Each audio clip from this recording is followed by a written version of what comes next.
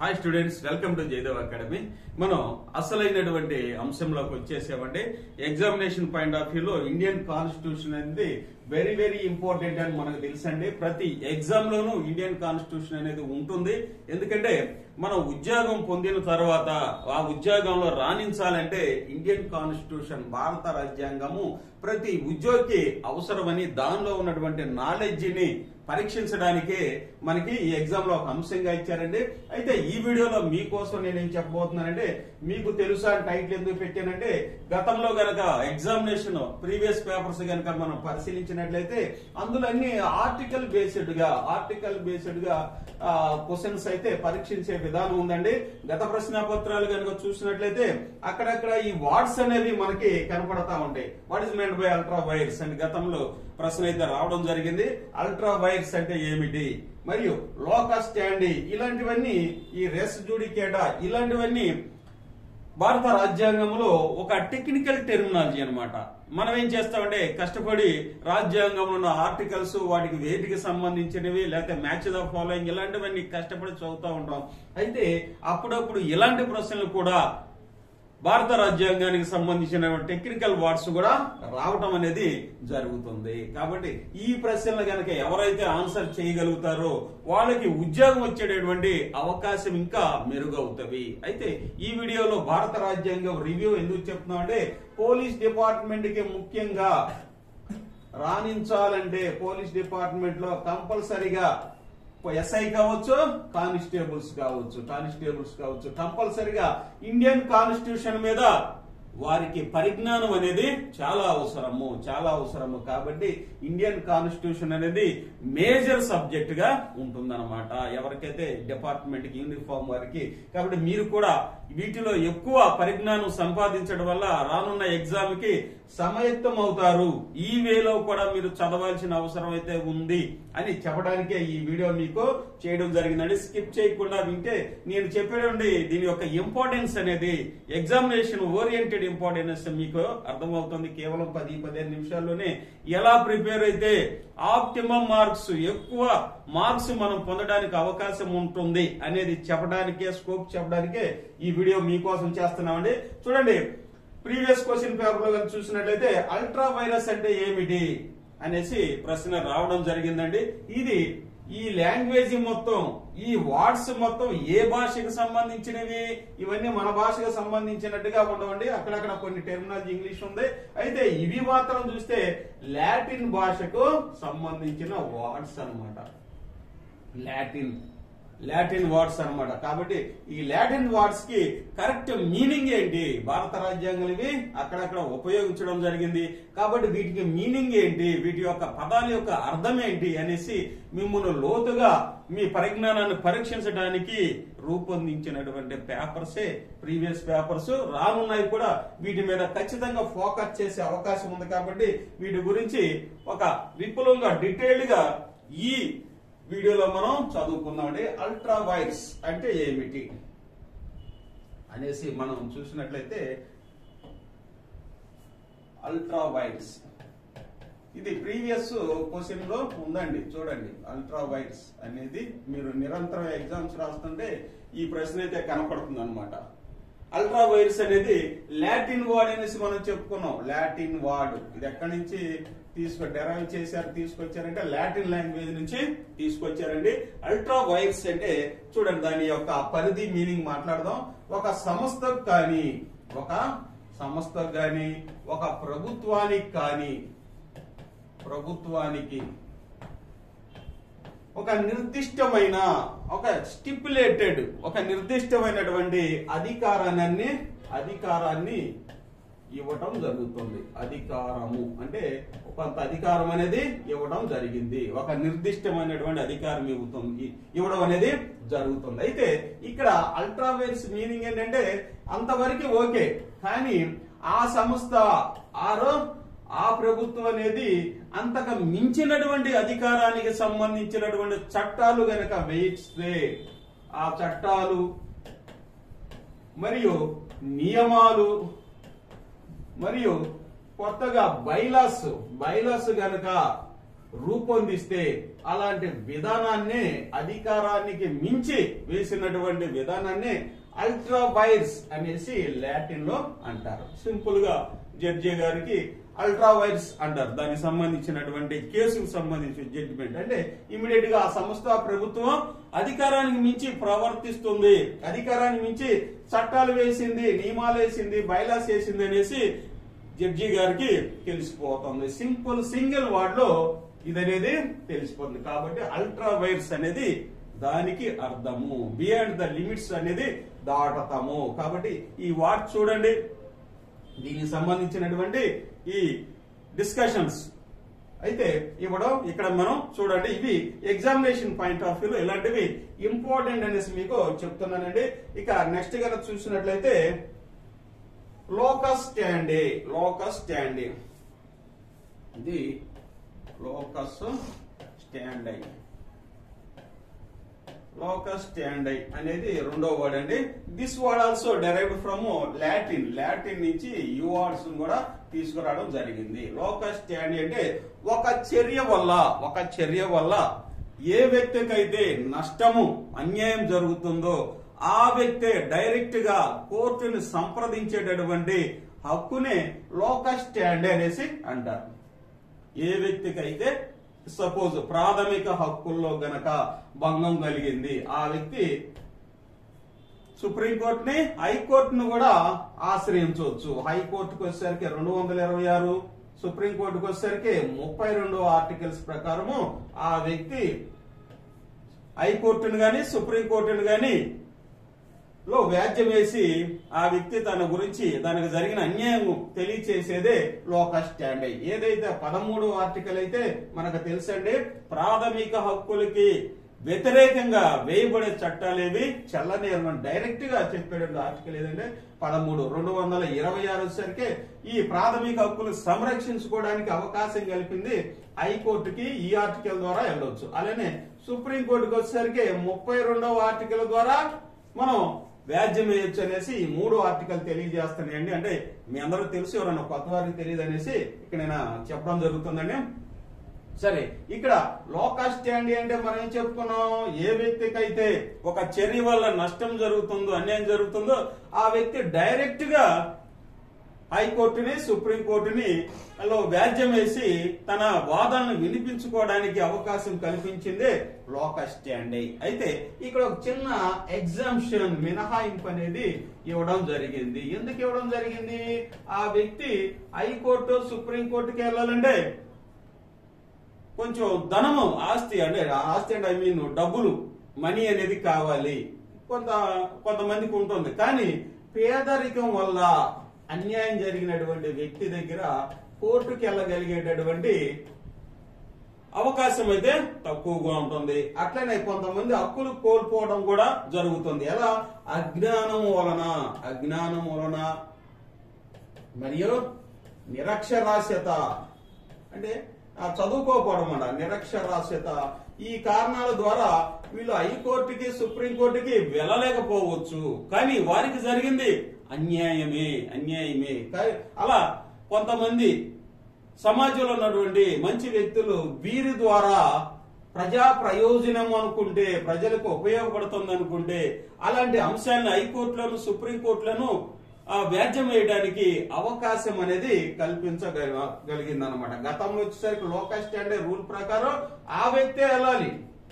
కానీ ఈ మధ్య కాలంలో ఎవరైనా ఆ వ్యక్తి తరఫున వెళ్లి వ్యాజ్యం అనేది వేసి ప్రజా ప్రయోజనాల్ని రక్షించవచ్చుననేసి ఈ మినహాయింపు అయితే ఇవ్వడం జరిగింది. ఎందుకని, ఈ ఫ్యాక్టర్స్ పేదరికము, అజ్ఞానము, నిరక్షరాస్యత వల్ల ఆ వ్యక్తులు వెళ్ళలేరు. కానీ అది సమాజానికి ఆ అంశం ఎంతో ఉపయోగం కాబట్టి ఏ వ్యక్తి అయినా, సమాజ శ్రేయస్సు కోరేటువంటి ఏ వ్యక్తి అయినా వెళ్ళొచ్చు అనేసి చెప్తున్నటువంటి మినహాయింపు. అలా రూపుదిద్దుకున్నదే ప్రజా ప్రయోజన వ్యాజ్యము. ప్రజా ప్రయోజన వ్యాజ్యము. దీన్నే తెలుగులో వచ్చేసరికి ఇంగ్లీష్ లో పిఐఆర్ అంటే ఇది తెలుగులో ప్రజా ప్రయోజన వ్యాజ్యం అంటారు. ఇది పబ్లిక్ ఇంట్రెస్ట్ లిటిగేషన్.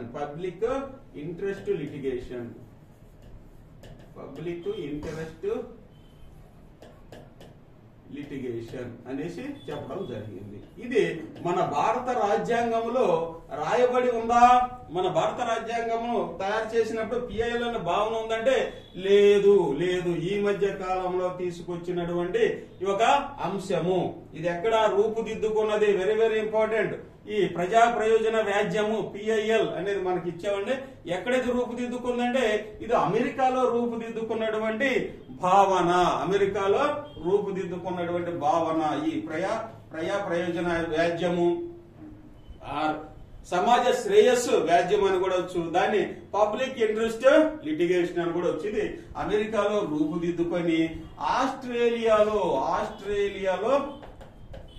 ఇది ఒక చట్టముగా ఏర్పాటు జరిగింది. ఈ చట్టానికి ఆకర్షితులైనటువంటి మన జస్టిస్ కృష్ణయ్యర్ గారు, very very important, justice Krishna Iyer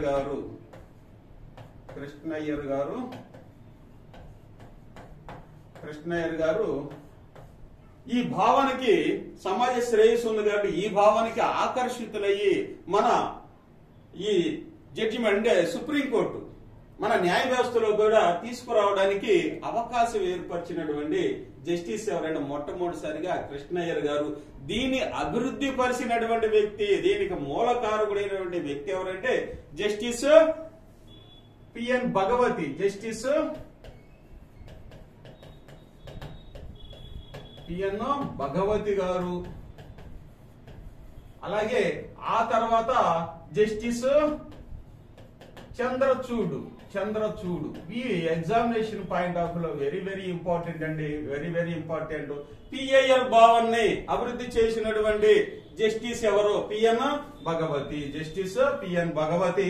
అట్లనే ఇంకొక ఆప్షన్ కనిపిస్తే జస్టిస్ చంద్రచూడ్ గారు కూడా దీన్ని ముందుకు తీసుకెళ్ళడానికి అవకాశం ఉన్నటువంటి జస్టిస్.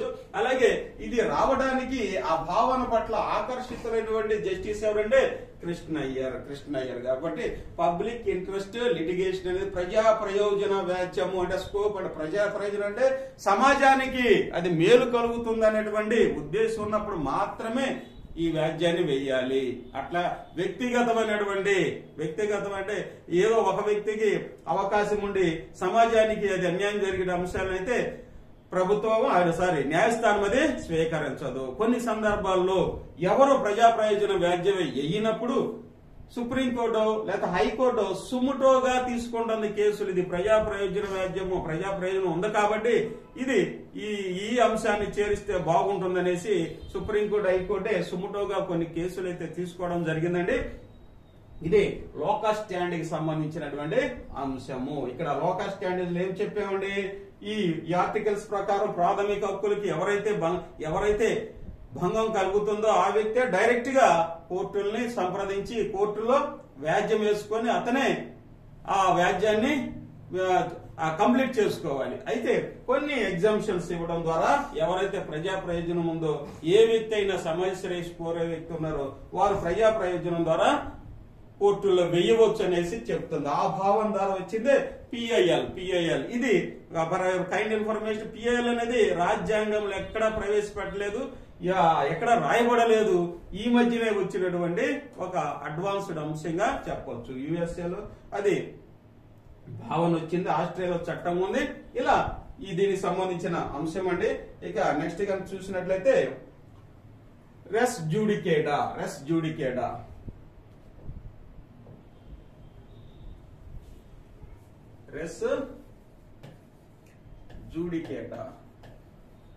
ఇది లాటిన్ వర్డ్ అండి. ఇది కూడా లాటిన్ వర్డే. అంటే ఇది పూర్వ నిర్ణయము అని దీనికి అర్థం అండి. పూర్వ నిర్ణయము అంటే ఒక కేసుకు సంబంధించి గతంలో ఇచ్చినటువంటి తీర్పు ఏదైతే ఉందో అదే పూర్వ రెస్ జూడికేటా అంటారండి. రెస్ జూడికేటా అంటారు దీన్ని. పూర్వ నిర్ణయము అంటే గతంలో ఇచ్చినటువంటి తీర్పు అన్నమాట. గతంలో ఇచ్చినటువంటి తీర్పు అనేసి దీనికి అర్థం అండి.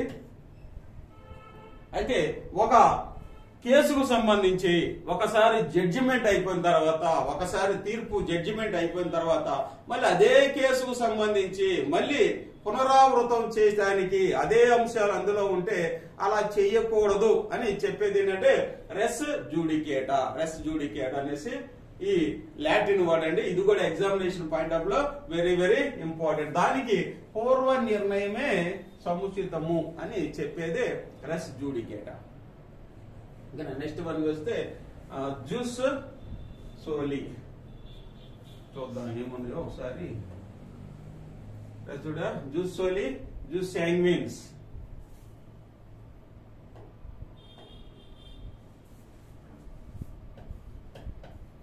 జూస్ సోలి దీని గురించి చెప్పు. ఇది కూడా లాటిన్ వర్డ్ అండి. దీనికి అర్థం ఏంటంటే right of the soil. Right of the soil అని దీనికి అర్థం అండి. దీనికి ఇప్పటికే అర్థమైంది. రైట్ ఆఫ్ ది సాయిల్ అంటే ఏంటి? ఇది దీని గురించి రైట్ ఆఫ్ ది సాయిల్ అంటే పౌరసత్వం గురించి చెప్పేటటువంటి రెండు లాటిన్ వర్డ్స్ అన్నమాట. జూస్ సోలి, జూస్ శాంగ్విన్స్ అనేవి. ఇది పౌరసత్వం గురించి చెప్తుంది. పౌరసత్వం అంటే మనకి తెలుసండి 1955 పౌరసత్వ చట్టం ప్రకారం ఈ జూస్ సోలి అనేది పౌరసత్వం అనేది మనకు రెండు రకాలుగా ఉంటుంది. ఒకటి రైట్ ఆఫ్ ది సాయిల్ గా, అంటే ఆ గడ్డ మీద మనం పుట్టడం ద్వారా భారతదేశ సరిహద్దుల్లో ఎవరైతే 1950 జనవరి 26 ముందు పుట్టి ఉంటారో వాళ్ళు అందరూ భారతదేశ పౌరులుగా పరిగణించేటటువంటి అంశమే ఈ జూస్ సోలిగా చెప్పొచ్చు. రైట్ ఆఫ్ ద సాయిల్ అంటే భారతదేశ గడ్డ మీద ఎవరైతే పుట్టి ఉంటారో మన పరిధిలో వారందరూ భారతీయ పౌరులుగా చెప్పేటటువంటి మాటే జూస్ సోలి. ఇది Latin right of the soil అని దీనికి అర్థం. మనకి ఎగ్జాంపుల్ వచ్చేసరికి ఎలా చెబుతుంది. కాబట్టి మన రాజ్యాంగంలో పౌరసత్వం గురించి ఏ ఆర్టికల్ చెబుతుంటే 5 నుంచి 11 ఆర్టికల్స్ అనేవి చక్కగా డిస్క్రిప్ట్ చేసేసి మన రాజ్యాంగంలో ఇవ్వబడిందండి. రానున్న వీడియోలో వీటి గురించి మనం డిస్కస్ చేద్దాం. ఈ వీడియోలో సరికి టెక్నికల్ టెర్మినాలజీ గురించి తెలుసుకున్నాం. Jus sanguinis. Next jus sanguinis. Sanguinis ఇది బై డీసెంట్ అని చెప్తుంది. బై డీసెంట్ అంటే ఎవరైనా భార్యాభర్తల్లో ఎవరైనా ఆ తర్వాత జన్మించి, అంటే 1950 జనవరి 26 ముందు భారతదేశంలో ఉండి అయితే ఆ తర్వాత విదేశాల్లోకి వెళ్ళినప్పుడు ఒక స్త్రీ గాని లేకపోతే ఒక పురుషుడు గాని భారతదేశ పౌరసత్వం కలిగి ఉంటే, భారతదేశ అంటే భారతీయుడు అయి ఉంటే, అంటే భారతదేశంలో పుట్టి ఉంటే, అతన్ని ఎవరైనా పరాయి స్త్రీని గాని చేసుకొని ఉంటే వారికి సంబంధించినటువంటి బిడ్డ కూడా భారతీయ పౌరసత్వాన్ని వారసత్వం ద్వారా పొందుతారు అని చెప్తారంట. బై డీసెంట్ అంటే ఇక్కడ ఏంది చెప్పడం మర్చిపోయా, వారసత్వం ద్వారా పొందారు. అంటే తల్లిదండ్రుల యొక్క వారసత్వం ద్వారా భారతదేశం యొక్క పౌరసత్వాన్ని పొందడానికి అవకాశం ఉంది. కాబట్టి దీన్ని బై డీసెంట్ అనేసి అనొచ్చు. వారసత్వం ద్వారా అంటే 1955 మనకి పౌరసత్వ చట్టం ప్రకారము ఈ రెండు అంశాల ద్వారా భారతదేశ పౌరసత్వం ఒక వ్యక్తికి సిటిజన్షిప్ ఆఫ్ ఇండియా అనేది ఇవ్వడం జరుగుతుంది. కాబట్టి ఈ రెండు వర్డ్స్ లాటిన్ వర్డ్స్, ఈ లాటిన్ వర్డ్స్ యొక్క అర్థమైతే ఇదండి. కాబట్టి ఇవి ఎగ్జామినేషన్ పాయింట్ ఆఫ్ వ్యూలో ఇంపార్టెంట్. వీటికి సంబంధించినటువంటి ఇవి అడుగుతారు. Right of the soil, by decent, లేకపోతే ఇంకా రకరకాలైన ఆప్షన్స్ అయితే ఇవ్వడానికి అవకాశం ఉంది. కాబట్టి టెర్మినాలజీ తెలుసుకోవడం కూడా వెరీ వెరీ ఇంపార్టెంట్ అండి. ఇంకా మనం ఇంకా ఏ వర్డ్స్ అనేది కంప్లీట్ చేయాలి. ఇది కంప్లీట్ చేసాం. Jus soli, jus sanguinis, judicial review. దీని గురించి మీకు చాలా తెలుసు అండి. అయినా ఒకసారి జ్యుడిషియల్ రివ్యూ గురించి కూడా చెప్పుకుందాం. జ్యుడిషియల్ రివ్యూ అంటే న్యాయ సమీక్ష అనేది ఇది ఒక తెలుగులో అర్థము. దీని గురించి మీరు చాలా సార్లు ఎగ్జామ్ లో ఫేస్ చేశారు. ఇది భారత రాజ్యాంగంలో రాయబడి ఉందా, రాయబడి లేదండి? భారత రాజ్యాంగంలో ఇది ఎక్కడ రాసి పడి ఉండలేదు, రాయబడి లేదు. కానీ ఇది యుఎస్ఏ నుంచి వచ్చినటువంటి ఒక భావన అనేసి చెప్పొచ్చు అనమాట. యుఎస్ఏ నుంచి వచ్చిన ఒక న్యాయ సమీక్ష. న్యాయ సమీక్ష ఏంటంటే ఏవైనా చట్టాలు ప్రాథమిక హక్కులకి భంగంగా ఉన్నట్లయితే అలాంటి చట్టాన్ని న్యాయ సమీక్ష ద్వారా రివ్యూ చేసి అవి కరెక్ట్ గా ఉన్నాయా లేదా అనేసి తేల్చి చెప్పేటటువంటి అంశమే జ్యుడిషియల్ రివ్యూ. ఇది మన భారతదేశ అంటే మన భారత రాజ్యాంగం రాయబడినప్పుడు అందులో జ్యుడిషియల్ రివ్యూ గురించి ఏ విధమైన ప్రస్తావన రాయబడి లేదు. అట్లనే పిఐఎల్ గురించి కూడా లేదు. ఈ క్రింది పేర్కొన్న పదాల్లో ఈ క్రింది పేర్కొన్న భావనలో భారత రాజ్యాంగంలో రాయబడి లేనటువంటి పదాన్ని గుర్తించుము అంటే ఏ జ్యుడిషియల్ రివ్యూ లేకపోతే పిఐఎల్ లేకపోతే ఇంకోటి ఇలాంటి ఇచ్చేసి ఇవన్నీ డివిజన్ కాల్ అంటారండి. ఈ మనం ప్రతినిత్యం వింటున్నాం కాబట్టి మీరు చదివి ఉన్నారు కాబట్టి చాలా మందికి రాయబడలేదని అని తెలుసు. అయితే కొంతమంది కొత్త అభ్యర్థులకు వచ్చేసరికి ఈ యొక్క కన్ఫ్యూజన్ అనేది ఉంటుంది. అందుకని నేను కరెక్ట్ గా చెప్తున్నాను, రాయబడి లేదు. జ్యుడిషియల్ రివ్యూ అనేది న్యాయ సమీక్షాధికారము. ప్రభుత్వాలు వేసినటువంటి చట్టాలు ఆర్టికల్ 13 అంటే 13 ఏం చెప్తున్నారు, ఇంతకుముందే చెప్పా, ప్రాథమిక హక్కులకు వ్యతిరేకంగా వేయబడి ఏ చట్టాలు చెల్లనేరవు. అవి 226 హైకోర్టు 32 సుప్రీంకోర్టు ద్వారా న్యాయ సమీక్షాధికారం ద్వారా అవి చట్టాలకి ప్రాథమిక హక్కులకి అనుగుణంగా ఉన్నాయా లేదనేసి నిర్ణయం చేస్తుంది అనమాట. ఇది రాజ్యాంగంలో 3వ భాగంలో ఉన్నటువంటి ప్రాథమిక హక్కులకి భంగం కలగకుండా చట్టాలు వేయాలని సూచించేటటువంటి అధికారము జ్యుడిషియల్ రివ్యూ ద్వారా మనం అయితే ఇప్పుడు మన న్యాయ వ్యవస్థలో దీన్ని కూడా ఇప్పుడు అనుసరిస్తున్నాం. అయితే మన రాజ్యాంగంలో ఎక్కడ దీని గురించి ప్రస్తావన అయితే లేదండి. ఇక నెక్స్ట్ చూసినట్లయితే జ్యుడిషియల్ రివ్యూ అయిపోయింది. డబుల్ జియోపార్డీ ఆడి ఆల్టరమ్ పార్టమ్. డబుల్ జియోపార్డీ పేరులోనే ఉందండి. డబుల్ జియోపార్డీ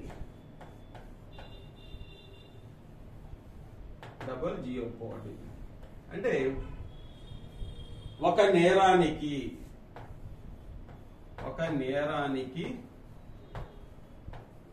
రెండు సార్లు విచారించి, ఒక నేరం చేసిన వ్యక్తిని 2 సార్లు విచారించి శిక్ష వేయడాన్ని డబుల్ జియోపార్డీ అంటారండి. 2 సార్లు, 2 ఆ పైన 2 సార్లు, జనరల్ గా 2 సార్లు అని ఉంది, అంతకంటే ఎక్కువ కూడా విచారించి శిక్ష వేయడాన్ని డబల్ జియోపార్డీ అంటారు. ఇలా డబల్ జియోపార్డీ వేయకుండా ప్రొటెక్షన్ అగెన్స్ట్ డబల్ జియోపార్డీ వచ్చేసరికి మన రాజ్యాంగంలో ఉన్నటువంటి ప్రకరణ ఏదండి, 20వ ప్రకరణ అంటే 20వ ఆర్టికల్ మరియు క్లాజ్ 2లో పొందుపరచబడి ఉంది. అంటే 22లో డబల్ జియోపార్డీ వేయరాదు అనేసి నిర్ణయించబడి ఉంది. అంటే ఒక నేరానికి ఒక వ్యక్తిని 2 అంతకంటే ఎక్కువ సార్లు విచారించి శిక్షించకూడదు అనేసి ఇవ్వడం ఎక్కడ ఉంది అంటే 22 ఆర్టికల్లో ఉంది.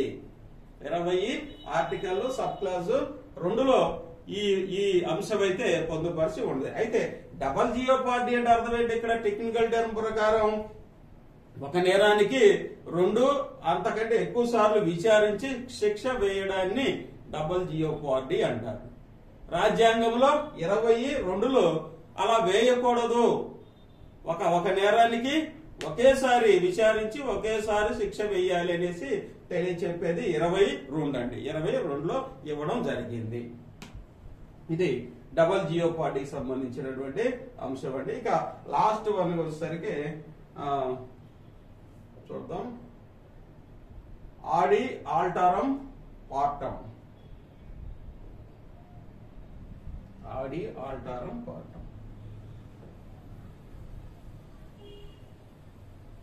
ఆడి ఆల్టరమ్ పార్టమ్ అనేది ఆ వాడే మీకు తెలియజేస్తుందండి. ఆ వాడే మీకు తెలుస్తుంది.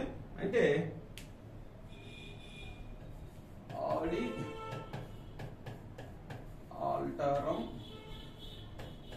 పార్టమ్ అంటే ఇది లాటిన్ వర్డ్ అండి. రైట్ టు బి హియర్డ్ అని చెబుతుంది, హెర్డ్ అని చెప్తుంది. అంటే చెప్పేది వినకుండా అంటే ఏ వ్యక్తి అయితే చెప్తున్నాడో, నేరం మోపబడినటువంటి వ్యక్తి ఏ వ్యక్తి అయితే చెప్తున్నాడో చెప్పేది వినకుండా శిక్ష వేయడాన్ని ఆడి ఆల్టరం పార్టం అంటారండి. ఆడి ఆల్టరం పార్టం అనేది. అయితే రైట్ టు బి హియర్డ్ అని ఉంది. చెప్పేది వినకుండా ఒక వ్యక్తిని శిక్ష అనేది వేయకూడదు. ఆ వ్యక్తి న్యాయస్థానానికి విన్నవించుకునేటువంటి హక్కుని కల్పించేదే audi alteram partem, right to be heard అని అనమాట. అంటే ఆ వ్యక్తి తన యొక్క చెప్పదలుచుకున్నది, ఆ నేరం నేను చేయలేదు, నాకు సంబంధం లేదనే వ్యక్తి ఎవిడెన్స్ తో అతను ఏదైనా విన్నవించుకునేటువంటి హక్కును కల్పించేదే audi alteram partem, right to be heard అనేది ఇక్కడ ఈ లాటిన్ వాడికి అర్థం అండి. కాబట్టి ఇక్కడ ఉన్నటువంటి అంశాలు మొత్తం మనం కవర్ చేసామండి. పిఐఎల్ కూడా చెప్పడం జరిగింది.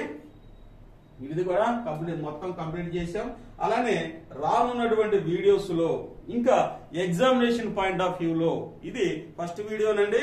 మీకు స్కోప్ గా ఇవ్వడానికి మనం ప్రతినిత్యం చేస్తే ఈ స్టాండర్డ్ చూస్తే, అంటే స్టాండర్డ్ ఇది మన వే ఆఫ్ ప్రజెంటేషన్. మనం ఏవైతే ప్రిపేర్ అవుతున్నామో వాటిని ఇంకా తరువుగా ప్రిపేర్ అవడానికి, అన్ని అంశాలని పరిగణలోకి తీసుకోవడానికి, మీకు స్కోప్ కలుగజేయడానికి ఈ అంశాలన్నీ మీ దృష్టికి తేవడం జరిగింది.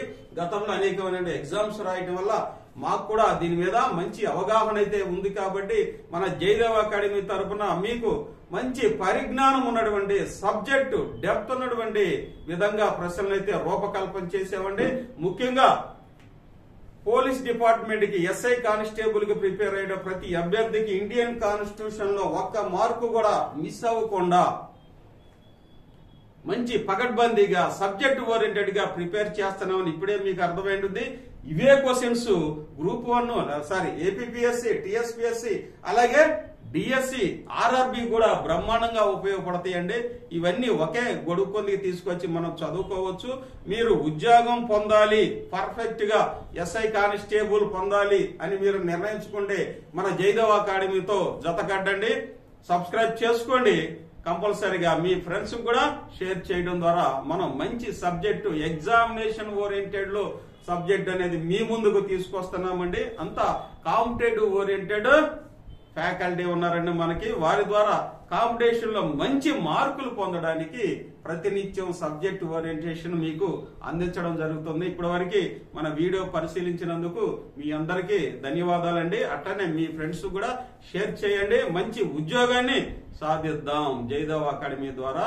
మేమైతే చాలా నిశ్చయంగా ఉన్నాం, మీరు కూడా మాతో జత కలిసి ఉద్యోగం పొంది రానున్న కాలంలో మంచి మంచి ఉద్యోగాలు పొందుతారని మరొకసారి మీకు విన్నవిస్తాను తెలియజేస్తూ, ఇప్పటి వరకు ఈ వీడియోను వీక్షించినందుకు మీకు ధన్యవాదాలు తెలియజేస్తున్నాండి. సబ్స్క్రైబ్ చేసుకోండి, బెల్ బటన్ క్లిక్ చేయండి, లైక్ చేయడం మర్చిపోవద్దండి. థ్యాంక్ యూ అన్నారు.